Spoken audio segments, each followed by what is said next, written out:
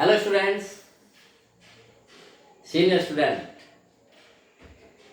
कैसी पढ़ाई चल रही है। देखिए, आज फिर से एक शानदार वीडियो लेकर आए हैं जो कि एक नए सवाल है, उसी तरह से विभव मापी पर। ठीक है स्टूडेंट्स, तो मैंने आपको इसके फंडे बताए हुए थे स्टूडेंट्स। बिल्कुल भी ढील मत छोड़िए dear students, continue do hard work. अगर आपको अपनी लाइफ को शानदार तरीके से जीना है तो कुछ साल तक, यानी कि 3 4 5 साल तक आप जितनी हार्ड वर्क करेंगे उतना ही ज़्यादा आप आगे आने वाली फ्यूचर में लाइफ को रॉयल लाइफ की तरह जिएंगे स्टूडेंट्स। ठीक है, तो कोई भी वीडियो मिस ना हो स्टूडेंट्स, तुरंत के तुरंत चैनल को सब्सक्राइब कीजिए, क्योंकि सब्सक्राइब करना बिल्कुल उसी तरह से है जैसे आपको मैं क्लास में आऊँगा तुरंत आपको पता चल जाएगा कि सर क्लास में आ गए हैं। अगर सब्सक्राइब नहीं करोगे स्टूडेंट तो आपको पता ही नहीं चलेगा कब मेरी वीडियो आई और कब नेक्स्ट आ गई और कब पुरानी कहाँ चली गई। ओके स्टूडेंट्स, आपको पता ही नहीं चलने का स्टूडेंट्स, तो इन चीज़ों को आप बहुत ध्यान से रखिए, चैनल को सब्सक्राइब करके रखिए, और अगर आप मेरी वीडियो को लाइक करते हो तो मुझे बड़ा अच्छा लगता है और मुझे थोड़ा सा और अच्छा करने की कोशिश करनी होती है, जिससे कि मैं आपकी उम्मीदों पर खरा उतरूँ। आप जितना लाइक करेंगे स्टूडेंट्स उतना ही मेरे में जोश आएगा और वो उतना ही अच्छी और बेहतर से बेहतर वीडियो बनेगी और हमारी स्टडी उतना अच्छी से अच्छी बनेगी। ठीक है स्टूडेंट्स, हम कोई साधारण, आप मेरे कोई साधारण स्टूडेंट नहीं है, हमारी कोई साधारण स्टडी नहीं है, हमारी एक स्मार्ट स्टडी है जो एक टेक्नोलॉजी के साथ चल रही है, एक स्ट्रेटेजी के साथ चल रही है, किसकी तरफ, टॉपर बनने की तरफ। ठीक है, तो टॉपर की स्टडी है हमारे स्टूडेंट्स, तो उसी को ध्यान में रखिए और आप चैनल को सब्सक्राइब करके निरंतर जैसी वीडियो आए उसे अंत तक वीडियो देखिए। और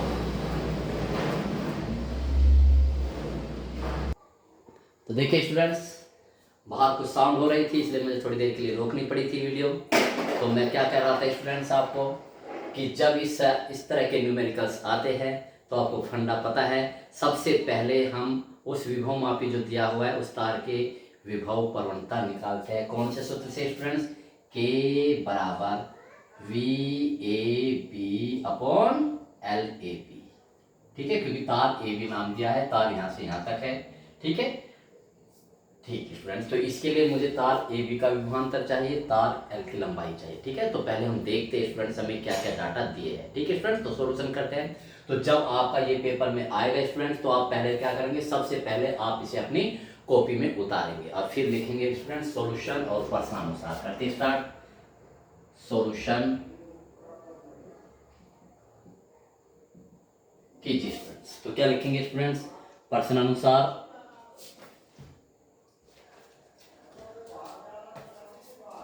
प्रश्नानुसार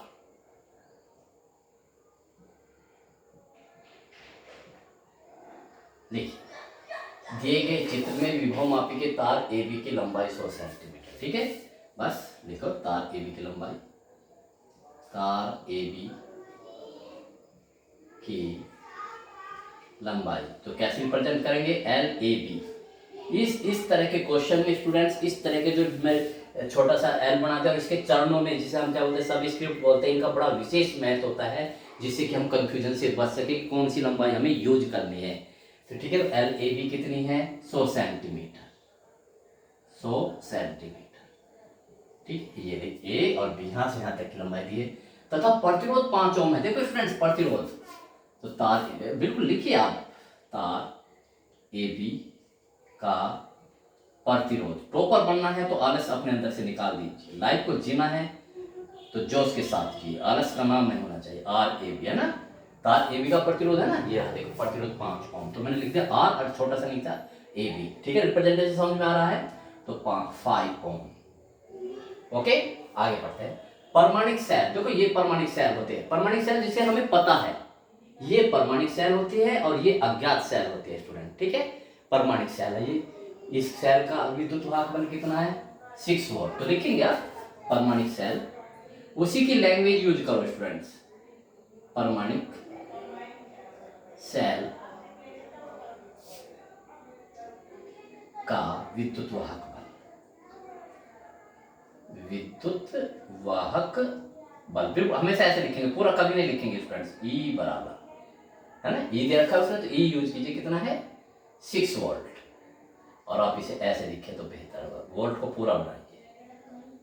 तथा परिवर्ती प्रतिरोध जो ये आर है, देखो फ्रेंड्स परिवर्ती कैसे है स्टूडेंट्स, ये जो तीर का निशान है इसका मतलब आप इसे आगे पीछे खिसका सकते हैं, ठीक है ना स्टूडेंट्स। और इसका मतलब क्या है, इसका मतलब स्टूडेंट्स इससे आप कंफ्यूज मत होना, ये स्विच है, की है, कुंजी है, ये तो सिर्फ सर्किट को ऑन और ऑफ करने के लिए होती है, ठीक है ना। मान ली हम रीडिंग ले रहे हैं, है ना, तो जब हम इसे क्या कर देंगे, खोल देंगे जब इसे, तो इसे बंद कर देंगे, ठीक है, तो इसका कोई नहीं स्टूडेंट। अब देखिए प्रतिरोध, अब मैं मान ली इसे यहाँ लगा दूं स्टूडेंट्स हैं, तो ये प्रतिरोध कम हो जाएगा, तो इसको मैं, इसका मतलब क्या है स्टूडेंट्स कि हम इसको आगे पीछे कहीं भी कर सकते हैं, इसलिए हम क्या बोलते हैं, परिवर्ती बोलते हैं। ओके स्टूडेंट्स, तो ये लीजिए, तो इस परिवर्ती प्रतिरोध आर का मान कितना है, तो लिखिए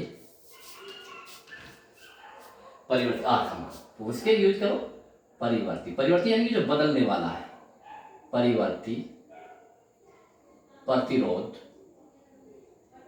आर का मान, यानी आर बराबर कितना है 6 ओम रखा जाता है ना, रखा जाता है, यानी कि अब वो हमारे हाथ में है, कितना रखे हम इसे।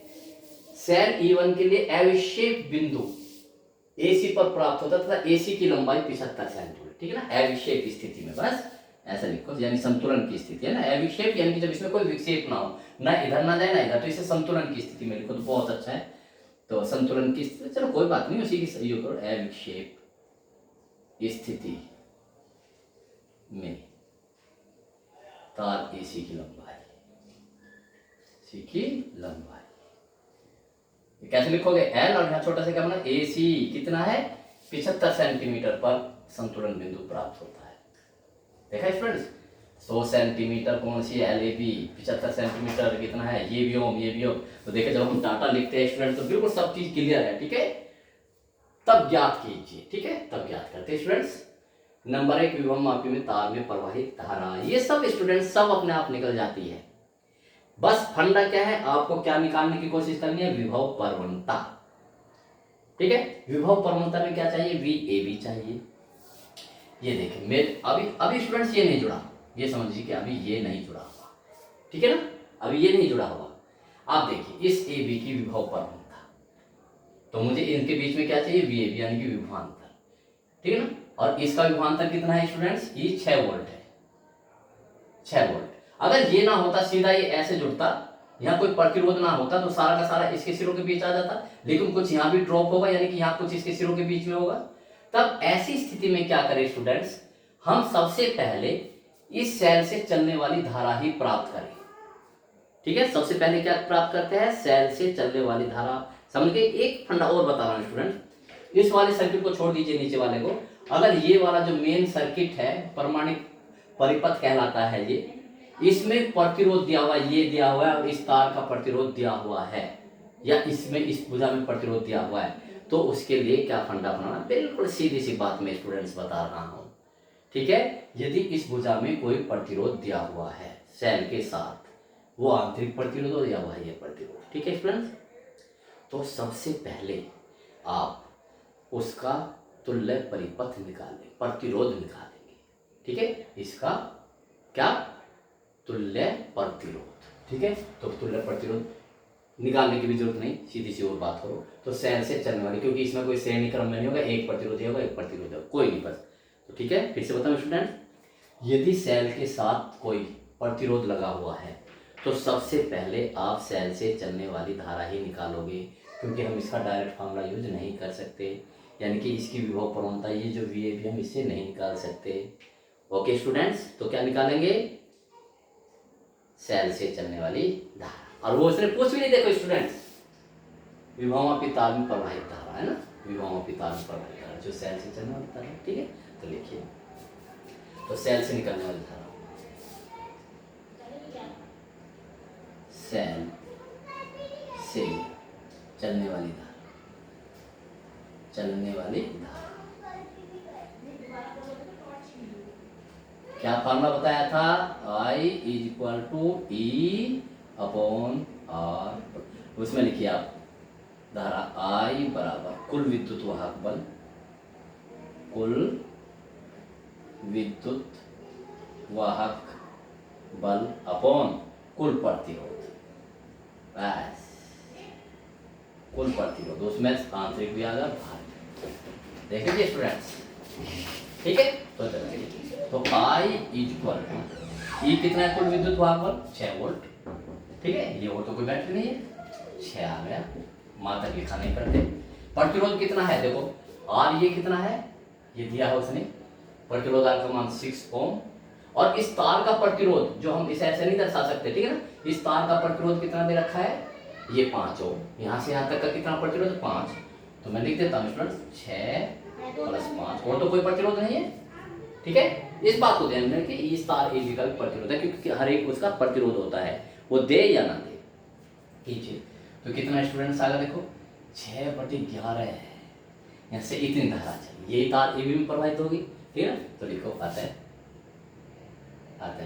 तार, है ना, विभव के तार में प्रवाहित धारा, इसकी लैंग्वेज लिखो अतः विभव मापी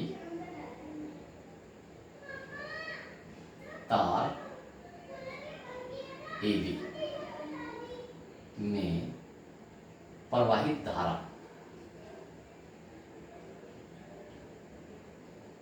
कितना, I ऐसे लिख लो AB कितना स्टूडेंट्स 6/11 एम्पियर। और इसे क्या लिख दीजिए स्टूडेंट्स, ब्लॉक करके इसका आंसर लिख दीजिए, ये लीजिए, ये इसका आंसर। ओके स्टूडेंट्स, तो पहला सवाल हमारा हो गया, ये लीजिए पहला पार्ट हो गया। अब क्या करें, तार की विभव प्रवणता, ठीक है। तो तार की विभव प्रवणता हम निकालते हैं दूसरे में। सेकंड पार्ट फिर से मैं ऐसे कर रहा हूं स्टूडेंट्स, सेकंड पार्ट फिर से मैं, क्योंकि मुझे सारे आंकड़े ये यूज करने। तार की विभव प्रवणता निकालनी स्टूडेंट्स, मुझे तार की विभव प्रवणता,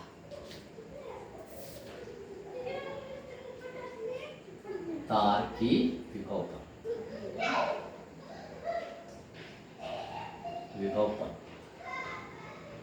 लीजिए स्टूडेंट्स है ना, के क्या सूत्र लगा स्टूडेंट्स, के बराबर VAB अपॉन LAB।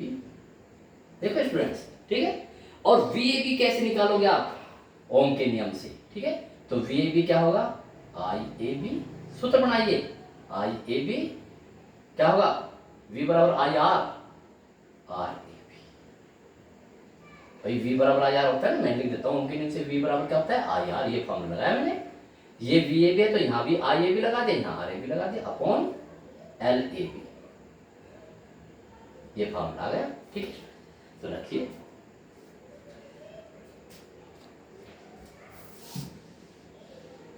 मुझे इस धारे की जरूरत पड़ेगी 6/11, चलो मैं लिख लेता हूँ स्टूडेंट 6/11, याद रखना। आई कितनी आई थी, IAB 6/11।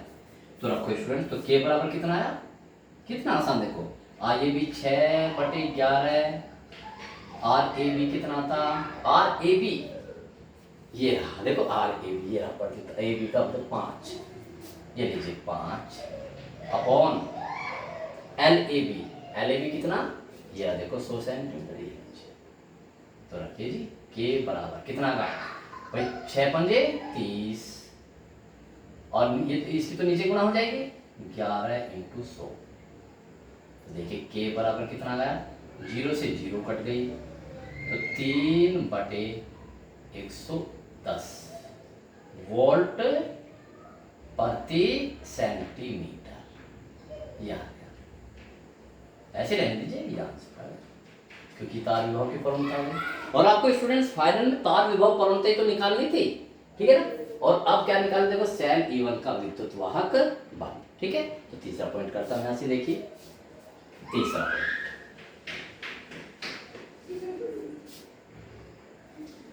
बड़े मजे के सवाल, बहुत ही लॉजिकल। तो क्या लिखेंगे स्टूडेंट्स, तार E1, सेल E1 का विद्युत वाहक, सेल E1 का विद्युत वाहक बल। ओके, तो देखिए सेल E1 का विद्युत वाहक बल किसके बराबर होगा, क्योंकि यहां से टच करने पर यह अविक्षेप की स्थिति आ जाती है स्टूडेंट्स, ठीक है। तो इसका मतलब क्या होगा, अविक्षेप स्थिति का मतलब क्या है, अविक्षेप स्थिति में E1 का विद्युत वाहक बल तार AC के विभवांतर के बराबर होगा लिखेंगे, अगर आपको टॉपर के तरह आंसर देने हैं। ठीक है, डायरेक्ट नहीं करना है स्टूडेंट्स, जितना प्रभावशाली से प्रभावशाली तो लिखो। अविक्षेप स्थिति में का विद्युत वाहक बल है ना E1 निकाला ना, ये अविक्षेप स्थिति में, ये संतुलन भी लिख सकते हो आप। अविक्षेप स्थिति में सेल E1 का विद्युत वाहक बल किसके बराबर होगा? तार AC का विभवांतर, तार AC का विभवांतर। देखा स्टूडेंट्स, विभवांतर बहुत ही लॉजिकल सवाल। तो देखिए करो क्या होगा, मैं देख लेता हूँ स्टूडेंट्स इसके नीचे आ रहा है नहीं। ठीक है स्टूडेंट्स, तो देखिए सेल E1 का विद्युत वाहक बल यानी कि E1 बराबर AC का विभवांतर क्या होगा स्टूडेंट्स? इस फार्मूले से, क्योंकि इस फार्मूले से लगाओ, क्योंकि K हमने निकाल लिया। तो देखो K बराबर क्या होगा, यहाँ देखो K बराबर क्या होगा स्टूडेंट्स? V इतने के लिए लगा दीजिए, VAC अपॉन LAC, इससे लगाओ तो VAC क्या होगा? चलो मैं लिख देता हूँ VAC। ठीक है, तार AC का विभवांतर लिखा ना, तो यार बताओ तो E1 बराबर VAC क्या क्या आएगा यहाँ से, यहाँ ले लो VAC बराबर K into LAC, K into LAC। इसलिए तो मैंने पहला विभव प्रवणता कितनी आई थी हमारी? विभव प्रवणता स्टूडेंट्स कितनी आई थी हमारी? 3/110, 3/110। और LAC कितना है स्टूडेंट्स? ये रहा लंबाई, LAC है 75। ठीक, तो ये लीजिए काटिए स्टूडेंट्स, कितना है? 25, 5 से कटेगा। ठीक है, तो 15 15 75 और 5 से कट जाएगा, तो ये कितना आएगा स्टूडेंट्स? 5 दूनी 10 और 5 दूनी 10, कितना है? 15 × 45/22। आप इसे आप काट सकते, तो कितना आया? 22 दूनी 44 है ना। कितने बचे? 1 10 हो गए, फिर 0, अब 80 इतना होगा 22, इतना अगर लगभग इतना वोल्ट। ठीक है स्टूडेंट्स, तो देखिए कितने आसानी से, कितना भी टिपिकल सवाल स्टूडेंट्स। ठीक है, और सवाल करते हैं हम स्टूडेंट्स। तो देखिए स्टूडेंट्स, एक सवाल हो, इसमें कोई फिगर नहीं दिया हुआ, हर वैरायटी का सवाल अब मैं आप कराऊंगा, जिससे कि आप पेपर में जब बैठेंगे और कोई ऐसा सवाल ना आएंगे जिससे कि आपको किस साल ने तो ये सवाल कराया ही नहीं था। तो देखिए, एक विभव मापी में धारा इस प्रकार समायोजित की जाती है कि 1.02 वोल्ट की विद्युत वाहक बल वाले परमाणु सेल से 56 सेंटीमीटर लंबाई पर अविक्षेप बिंदु प्राप्त होते हैं। मैं करके दिखा देता हूँ, इसमें चित्र कुछ नहीं है स्टूडेंट्स। वो ये कह रहा है स्टूडेंट्स कि ये एक होता है ना विद्युत वाहक बल होता, ये लीजिए, इसी तो ये तो विद्युत विभव मापी है। तो वो कहते हैं कि जब यहाँ पर ये 1.02 वोल्ट यानी जिसे हम E1 नाम दे दे, वोल्ट लगाते हैं, तो अविक्षेप बिंदु, ठीक है ना, विभव इस प्रकार समझाते कि इतने वाले परमाणिक सेल से 56 सेंटीमीटर लंबाई पर अविक्षेप बिंदु प्राप्त होता है। ठीक, तो यहाँ पर ये इतने पर कितना प्राप्त होता है? 56 सेंटीमीटर लंबाई पर। ठीक है, और जब वो ये कहते हैं, ठीक है ना, ये वाला जब यहाँ पर ये करते हैं, ये E1 56 सेंटीमीटर पर प्राप्त होता है। ठीक है, अब वो कह रहा है, बहुत ध्यान से सुनना देखो स्टूडेंट, जब वो कहता है तो यहाँ पर ये कितनी प्राप्त होती है? 56 सेंटीमीटर पर अविक्षेप बिंदु प्राप्त होता है। अब वो कह रहा है कि यदि किसी अन्य सेल से अविक्षेप बिंदु, अब दूसरी सेल लेते हैं हम यहाँ पर, हैं, यहाँ से दूसरी सेल लेते हैं, इसे हटाकर क्या लेते हैं? E2, तो यहाँ पर कितना प्राप्त होता है? 70 सेंटीमीटर प्राप्त होता है। तो इसका हमें विद्युत वाहक बल ज्ञात करना है। ठीक है स्टूडेंट्स, तो देखिए, तो सॉल्यूशन कैसे करेंगे स्टूडेंट्स हम इसे? सॉल्यूशन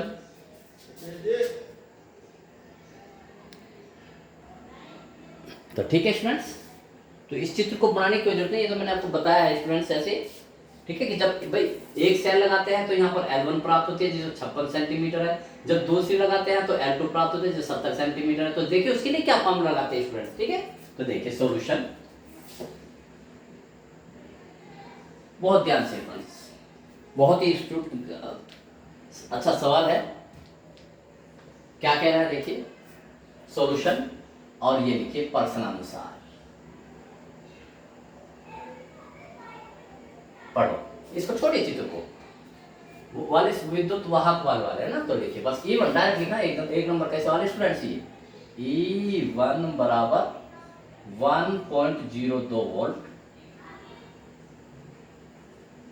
और L1 कितना है स्टूडेंट, इसके कोरस्पोंडिंग लंबाई 56 सेंटीमीटर, 56 सेंटीमीटर। अब दूसरे अनुसार E2 हमें ज्ञात करना है स्टूडेंट्स और L2 कितना है उसका, ये है स्टूडेंट्स 70 सेंटीमीटर, बिल्कुल जैसे मैंने ऐसे लिखा। तो बस अब सूत्रानुसार इसका स्टूडेंट्स ये आता है E1 अपॉन E2 बराबर L1 अपॉन L2। इसे मैं ब्लॉक कर देता हूं, ये सूत्र हम लगाएंगे जब दो स्थिति आएगी, ठीक है स्टूडेंट्स। इसके लिए चित्र देने की कोई आवश्यकता उसे नहीं है। तो E1 कितना है स्टूडेंट्स 1.02, E2 हमें ज्ञात करना है, L1 कितना है 56 और L2 70। बस इसका इतना जाना किसके कोरस्पोंडिंग कितनी लंबाई है F की, उसके सामने लिखनी है, बस इसे सोल्व करना है स्टूडेंट्स, आपको पता है सोल्व करना। इसे यहीं काटिए, देखो 14 से कट जाएगा, 14 चौका 56 और 14 पंजे 70। अब इसी क्रॉस मल्टीप्लिकेशन कर लीजिए तो कितना आएगा स्टूडेंट्स, कितना 4E2 बराबर 5 इंटू 1 मल्टीप्लाई कर लीजिए, 5 दूनी 10 और 5 एकम 5 अपॉन बस ये आ गया। तो E2 स्टूडेंट्स कितना आया 5.10 अपॉन 4, 4 एकम 4 कितना बचा 1, 11 हो गए, पॉइंट लगा के 4 दूनी 8 कितने हो गए 2 बचे और 4 पंजे 20, नहीं 3 बचे है ना, 4 दूनी 8 गया 3, तो कितना होगा स्टूडेंट्स 30 हो गए, 4 सत्ते 28 और फिर 4 पंजे 20, इतने वोल्ट। ठीक है, ये यार स्टूडेंट इसका आंसर 1 नंबर का सवाल, इस तरह का भी सवाल स्टूडेंट। नेक्स्ट क्वेश्चन की तरफ बढ़ते जो कि बहुत ही स्पेशल है। देखिए स्टूडेंट्स, फिर एक नया वैरायटी का सवाल, ठीक है, जिसमें चित्र नहीं दिया, कोई आवश्यकता भी नहीं क्योंकि उसने सारा डाटा लिख के दे दिए। पढ़िए, एक विभव मापी के तार की संपूर्ण लंबाई 10 मीटर है। तो देखिए सॉल्यूशन प्रश्नानुसार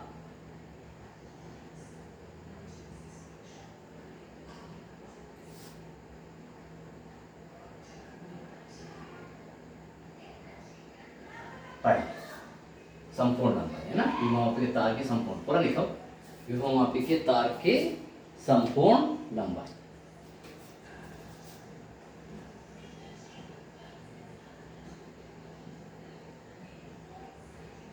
के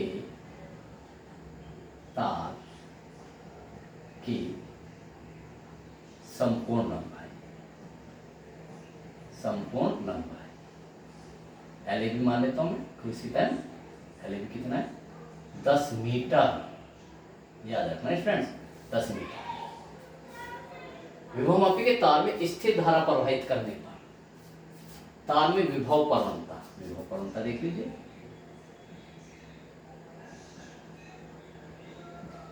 जिसे हम केस रिप्रेजेंट करते हैं, K बराबर 0.0025 वोल्ट प्रति सेंटीमीटर। ठीक है स्टूडेंट्स, तो इतने वोल्ट प्रति सेंटीमीटर है, गणना कीजिए। अब फर्स्ट पार्ट, ठीक है, फर्स्ट पार्ट देखिए, 1.05 वोल्ट वाली परमाणिक सेल से जोड़ने पर अविक्षेप बिंदु कितनी की दूरी पर आता है, ये तो कौन सा स्टूडेंट्स लगाएंगे आप, बस सीधा फार्मूला लगा लीजिए। ठीक, इस फार्मूले से ये 1.05 वोल्ट वाली परमाणु सेल से, तो V कितना है स्टूडेंट्स, VAB कर लीजिए, 1.025 वोल्ट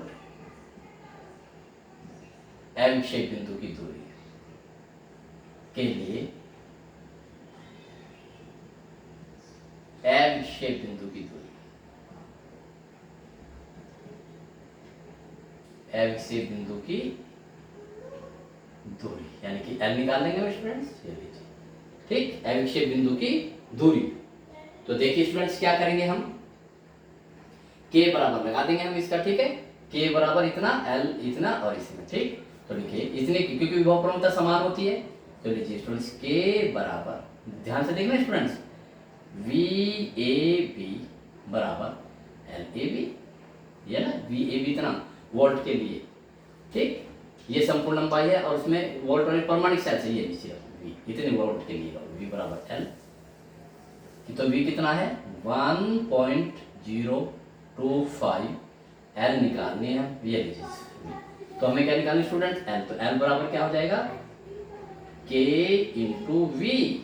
के कितना है 0.0025, इतनी वोल्ट पर कितना, इतना था ना, और v कितना था हमारा, ये रहा 1.025 कीजिए, 25 पंजे 100, 25 25 625 हो गया, 25 25 625 और 25 एकड़ 25, ठीक है स्टूडेंट्स।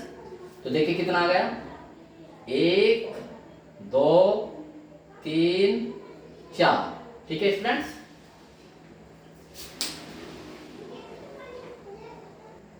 तो देखिए स्टूडेंट्स ये थोड़ा गलत हो गया, यहाँ देखिए के बराबर वी अपॉन एल, ठीक है। ये हम इसी बैटरी के लिए लगाया, इसी बैटरी के लिए हमें एल शेप बिंदु चाहिए, तो के बराबर वी अपॉन एल होगा, क्योंकि के सबके लिए सारे सब उसके लिए बराबर होता है।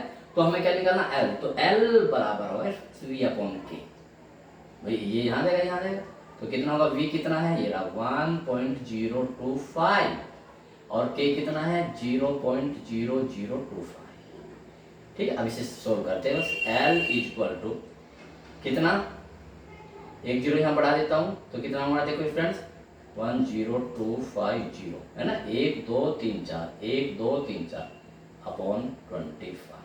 अब काटिए कितना होगा स्टूडेंट्स, 25 चौका 100, कितने बचे 2 हो गए, फिर 25 सेकंड 25 और जीरो, ये लीजिए कितना है आसान स्टूडेंट्स, इतना सेंटीमीटर, ये आंसर हो गया। विभव पूर्णता उसने दे रखी है स्टूडेंट्स, तो इसलिए हमें बहुत आसानी हो गई। अज्ञात विभवांतर, सेकंड पार्ट देखिए, बहुत आसान है स्टूडेंट्स, अज्ञात विभवांतर, क्योंकि उसने के पहले दे दिया अज्ञात विभवांतर, इसे हम वी डैश मान लेते हैं। कितना, यदि अविक्षेप बिंदु कितना है इसके लिए, अविक्षेप बिंदु इसी के सामने लिखना है, इस अज्ञात विभवांतर के लिए अविक्षेप बिंदु की स्थिति क्या है, एल डैश बराबर 860 सेंटीमीटर, 860 सेंटीमीटर।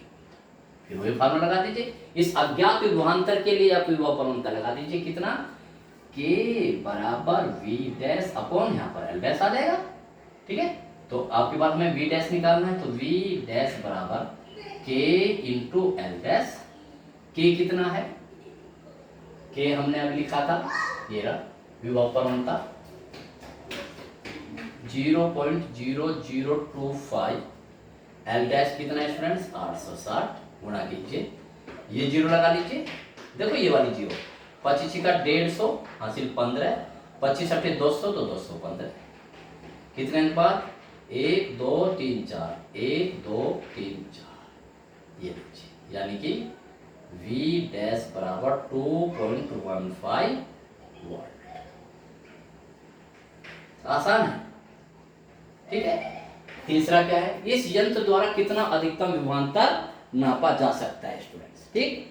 तो इस विभवांतर द्वारा, इसके द्वारा अधिकतम विभवांतर कितना नापा जा सकता है, तो फिर स्टूडेंट्स वही लगा दीजिए, और अब पूरे तार के लिए क्या लगा दीजिए, विभव प्रवणता का सूत्र लगा दीजिए, ठीक। तो लिखिए तीसरा पॉइंट, ठीक,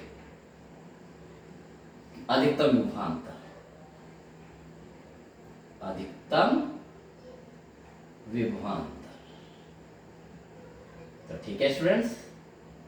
तो अधिकतम विभवांतर के लिए क्या लिखेंगे, देखो के बराबर, ये लीजिए स्टूडेंट्स अधिकतम,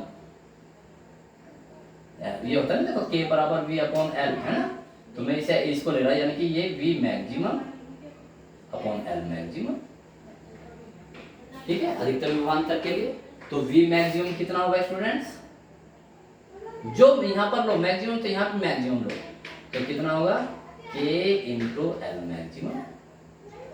बहुत आसान है, के कितना है स्टूडेंट्स हमारा 0.0025 और एल मैक्सिमम 10 मीटर, 10 मीटर है ना पूरा, 10 मीटर। तो ये मीटर है स्टूडेंट्स, ठीक है। तो अभी से सेंटीमीटर में बदलो क्योंकि ये सेंटीमीटर में, तो 10 1000 हो जाएगा, ठीक है, 1000 सेंटीमीटर। तो 1000, तो क्या हो गया स्टूडेंट, 25 के आगे कितनी जीरो लगा, तो 1 2 3 1 2 3 1 2 3 4 1 2 3 4 इतना 2.5। तो यानी कि वी मैक्सिमम कितना हुआ स्टूडेंट्स, 2.5। ठीक है स्टूडेंट्स, तो देखिए कितने आसान सवाल है और कितने मोस्ट इंपॉर्टेंट सवाल है स्टूडेंट। ठीक है, आगे बढ़ते हैं। देखिए स्टूडेंट्स, फिर से एक शानदार सवाल, देखने में कितना टिपिकल लग रहा है, और जब इसे करेंगे हम तो एक मैजिक होगा, एक जादू होगा। देखिए, तो देखिए स्टूडेंट्स, मैंने पहले ही बताया था कि जब इस सेल के साथ कोई जुड़ा हो तो सबसे पहले, ठीक है स्टूडेंट्स, आप इस परिपथ में, ठीक है ना, इस परिपथ में जिसमें सेल जुड़ रही है उससे चलने वाली धारा निकाल दीजिए। ठीक है, तो सेल से चलने वाली धारा, ये जो सेल है, ठीक है, तो देखिए सेल से चलने वाली धारा, सॉल्यूशन।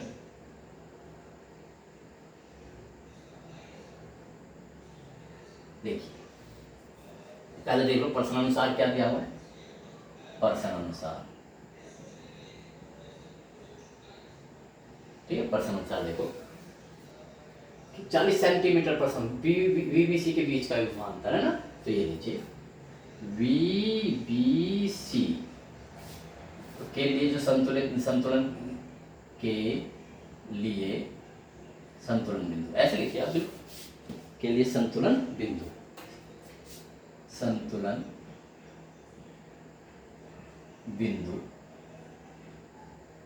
ठीक है, एल बी सी लिख दीजिए आप, एल बी सी कितना 40 सेंटीमीटर, ये दे रखा है ना 40 सेंटीमीटर। ठीक है, अब सी व डी बिंदुओं के बीच के लिए ये लीजिए वी सी डी, है ना, वी सी डी बिंदुओं के लिए संतुलन बिंदु, संतुलन करने का तरीका देखिए स्टूडेंट, संतुलन बिंदु क्या, एल सी डी, देखो L C D.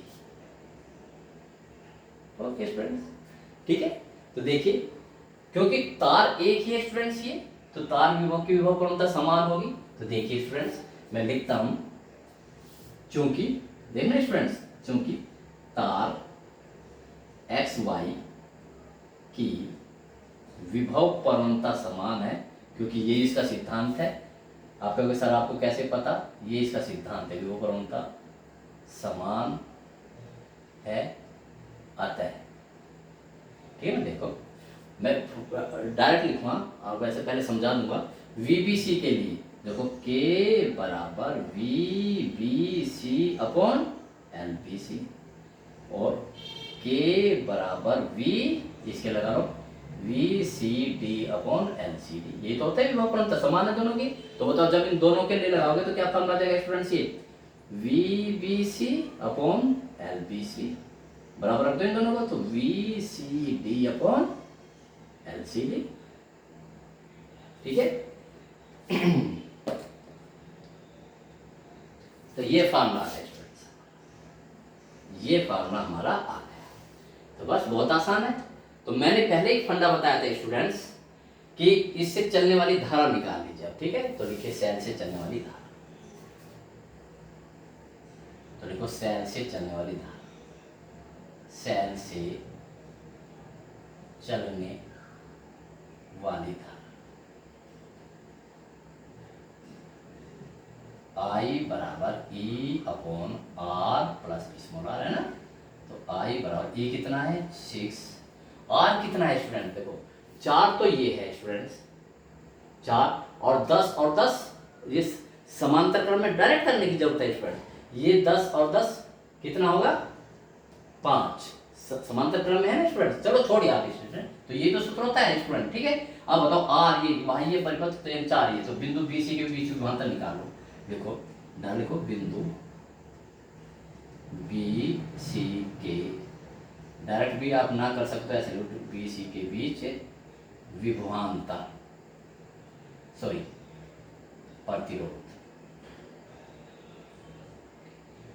Students 1/r' बराबर 1/10 प्लस 1/10, क्योंकि ये समांतर क्रम है स्टूडेंट्स, ये अभी समांतर क्रम है तो समांतर क्रम का फॉर्मूला लग जाएगा, क्या आ जाएगा 2/10 यानी कि 1/5 यानी कि आर बी सी लिख लो आप स्टूडेंट्स, आर बी सी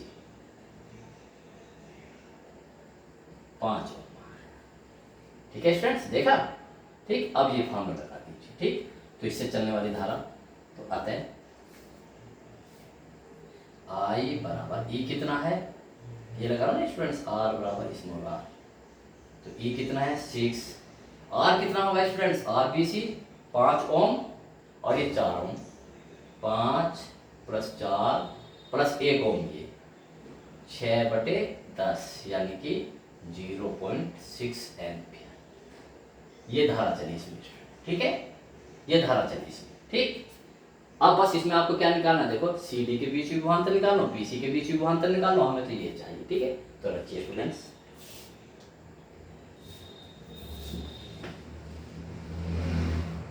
यहाँ से आगे करता हूँ, बहुत समझ के करना स्टूडेंट्स, कहाँ से मैं मिटा रहा हूँ, कहाँ से आपको कंटिन्यू रखना है। ठीक है, तो देखिए अब हमें क्या चाहिए, देखो वी बी सी चाहिए, तो लिखो अतः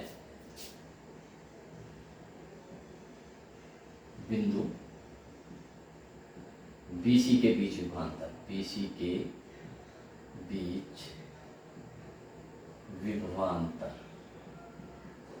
यानी कि V BC, ओम के टेंसर करो, ओम के से बीच बीच में विभवांतर I into r b c v equal to I r, I हमने निकाले है 0.6, आर बी सी कितना निकाला हमने 5, ऐसे रहने दीजिए, कोई करने की जरूरत नहीं स्टूडेंट्स। फिर इसी प्रकार क्या निकालो, बी सी डी, बिंदु सी डी के बीच विभवांतर यानी कि बी सी डी बराबर, धारा तो इतनी बह रही है, आर सी डी 0.6, ये कितना है 4 ओम, रख दीजिए वैल्यू। तो देखिए इसमें रख दो ये फार्मूला बी बी सी अपॉन एल बी सी, फिर से लिख लो इस फार्मूले को वी सी डी, चलो ये लिख लो, ये किसी इक्वेशन नंबर 1 बस लिखो, ये मान समीकरण 1 में रखने पर, ये मान समीकरण 1 में रखने पर मेरे फंडे स्टूडेंट्स कभी भी फेल नहीं होंगे। रखो वी बी सी कितना है 0.6 इंटू 5, देखा स्टूडेंट्स, एल बी सी कितना है, एल बी सी है ना, ये रहा एल बी सी कितना 40 अपॉन वी सी डी कितना है 0.6 into 4 upon L C D हमें निकालना है। ठीक, तो देखिए स्टूडेंट्स, ये अब हमें क्या करना है स्टूडेंट्स, बस इसे हम डायरेक्ट भी कर सकते थे स्टूडेंट, लेकिन आपको करना ऐसे पड़ेगा जैसे मैंने किया है। आपने देखा होगा भाई 0.6 से 0.6 कट गया, तो इसलिए तो हम इसे कर देते 5/40 और 4/LCD, लेकिन ऐसे करके दिखाना पड़ेगा स्टूडेंट, सारा सिस्टमेटिक ढंग से 3 नंबर का या 5 नंबर का सवाल आएगा। 0.6 से 0.6 कट गया, तो यहाँ क्या बचा, देखो 0.6 से 0.6 कट गया स्टूडेंट। ठीक है, तो करो, तो 5 गुना LCD बराबर 4 गुना 40, तो LCD कितना आ गया 4 गुना 40/5, 5/40, गजब का सवाल, 8 चौक 32 सेंटीमीटर, और गजब का सॉल्यूशन। तो देखिए स्टूडेंट्स, ठीक है, ये मैंने सवाल किए। ठीक है, एक न्यूमेरिकल्स में आपको देता हूं, आप उसे करेंगे। ओके स्टूडेंट्स, तो देखिए स्टूडेंट्स, ये सवाल आपको खुद करना है, और मेरे व्हाट्सएप नंबर पर इसको कितनी बार ये सवाल आया हुआ है, ये सवाल स्टूडेंट्स 5-5 नंबर के या 3-3 नंबर के हैं। इसे करके स्टूडेंट्स अब अपने फुल एक्शन में आ जाइए, जितनी भी कैपेसिटी है स्टूडेंट्स आप उनको फुल यूज कीजिए और अपने परसेंटेज को इंक्रीज कीजिए। जब आप बोर्ड का एग्ज़ाम पास करेंगे तो हर टीचर, हर वो अपने आप भी आप खुद से पूछेंगे कि मेरी परसेंटेज कितनी आई, और उसी के बिहाफ पर आपकी आगे की लाइन डिसाइड होगी कि आप बीएससी करेंगे तो आप कौन से कॉलेज से, कौन सी यूनिवर्सिटी से करेंगे, और बीए करेंगे तो कौन से सब्जेक्ट से करेंगे। बीए की नौबत ही ना स्टूडेंट्स, ऐसी स्थिति ना आए कि आर्ट साइड छोड़ना पड़े, लेकिन मजबूरी होगी आर्ट साइड छोड़ने की यदि आपकी कम परसेंटेज आए। पहले ही मैं सचेत कर रहा हूँ स्टूडेंट्स, ठीक है। तो सचेत हो जाइए स्टूडेंट्स, आने वाली स्थिति को से आगाह मैं पहले ही कर रहा हूँ, तो इसलिए सावधान स्टूडेंट, ठीक है, सावधान। ठीक है students, best of luck for the board exam and for the future.